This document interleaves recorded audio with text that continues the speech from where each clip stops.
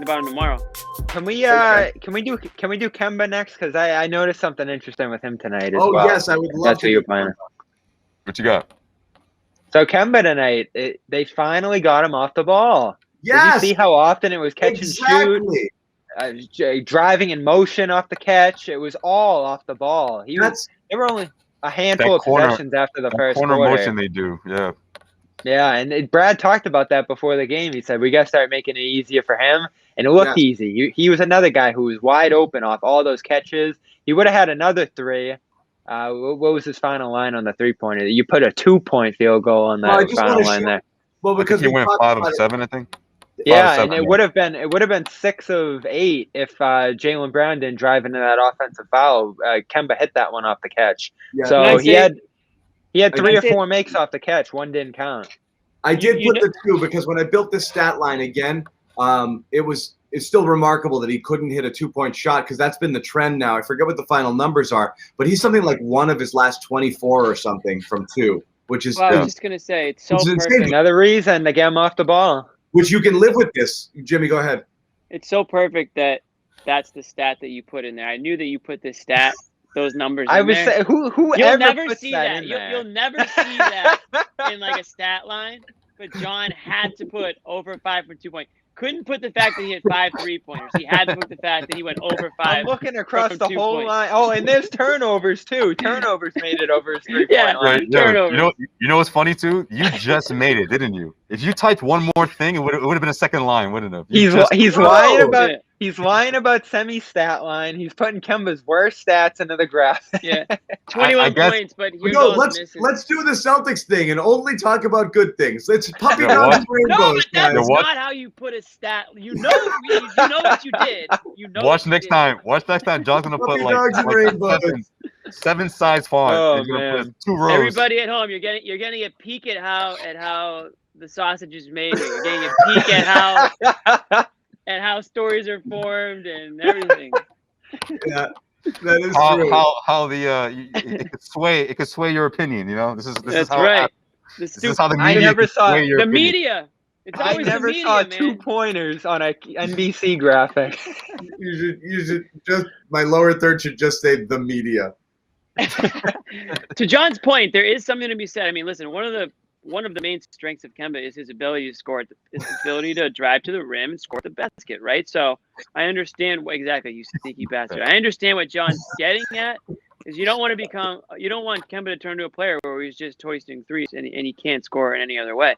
Now, does some of that have to do with, big men in the paint, clogging it for him? I don't know. I mean, when they have 3 big guys in the lineup to start it out, I think that probably makes it difficult for Kemba to get around inside, and as opposed to players who are stretching it out for him.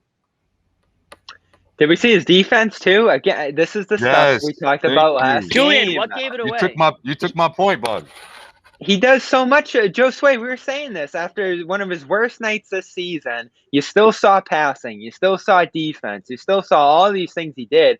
And even on nights where he's not that efficient, again here, not the most efficient night, getting 15 to 25 points, even if it's not efficient, is important because you're not relying on Semi, Pritchard, all these other guys who are a little bit less reliable to show up on the scoring sheet every night. Team, no doubt about it.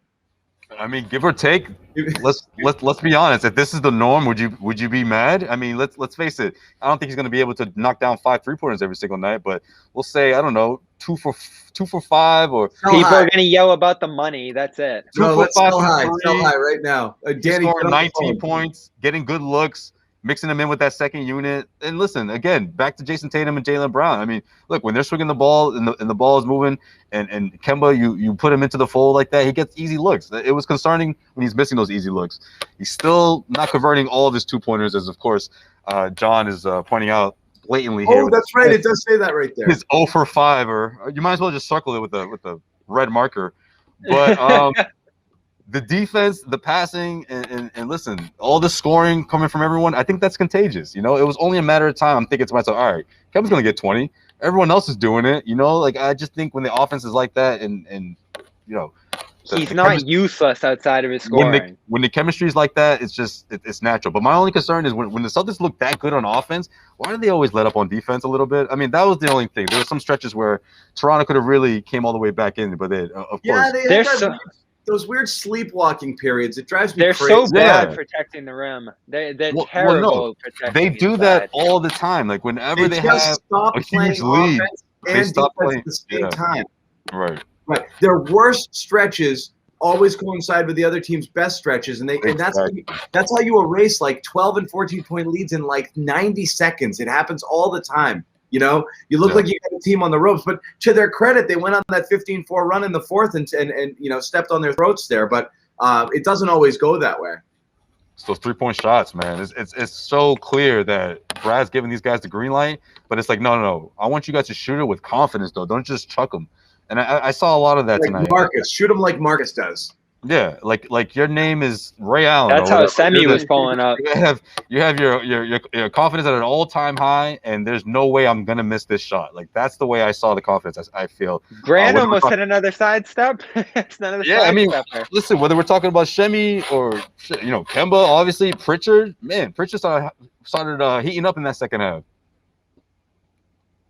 Yeah, and you can say we're going crazy about a outlier performance shooting wise. They almost broke the record. They came within 4, the single game record for threes on this team. We know the role guys aren't going to explode like that every night, but you do see signs of a system at the very least that can be replicated. And even if you get an average night here from Semi Ojeleye, something like closer to 10 points, you probably still would have been extremely competitive in this game, and maybe you get it elsewhere. But overall, you just find interchangeable parts in here. Javonte Green had a good stretch at the start of the fourth that can work within this system. And Tatum and Brown wasn't their best scoring nights, but they are proving night in and night out that they can be elite facilitators for this offense and generate these great shots for anybody. So it doesn't matter if it's Neesmith or Semi or Pritchard or any of the role guys. Smart eventually getting these off the catch.